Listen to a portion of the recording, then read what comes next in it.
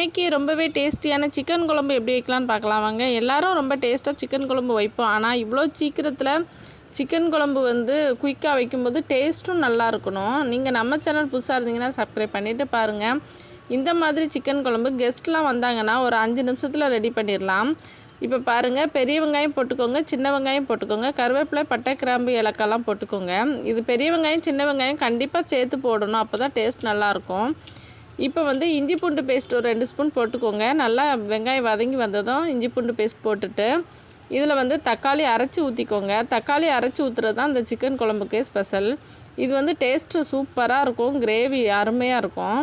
இந்த மாதிரி செய்யுங்க. இப்போ நல்லா சிக்கனை க்ளீன் பண்ணி எடுத்துகிட்டு வந்துடலாம். சிக்கன் ரொம்ப நல்லா க்ளீன் பண்ணணும்.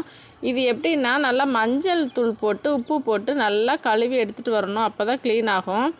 இப்போ நல்லா இந்த தக்காளிலாம் வதங்கினதுக்கு அப்புறமா வீட்டு குழம்புத்தூள் ஒரு 3 ஸ்பூன் போட்டுக்கோங்க. உங்கள் காரத்துக்கு ஏற்றாப்புல போட்டுக்கோங்க. கொஞ்சம் கரம் மசாலா சேர்த்துக்கோங்க. இப்போ நல்லா சிக்கனை க்ளீன் பண்ணி எடுத்துகிட்டு வந்து சிக்கனை சேர்த்துக்கலாம். அதுக்கு முன்னாடி கொஞ்சம் தேங்காய் அரைச்சி ஊற்றிக்கலாம். நீங்கள் தேங்காய் வேண்டான்னா ஸ்கிப் பண்ணிடுங்க. நான் கொஞ்சமாக தேங்காய் ஊற்றியிருக்கேன். இட்லி தோசைக்கு ஊற்றி சாப்பிட்டா டேஸ்ட் நல்லாயிருக்கும்.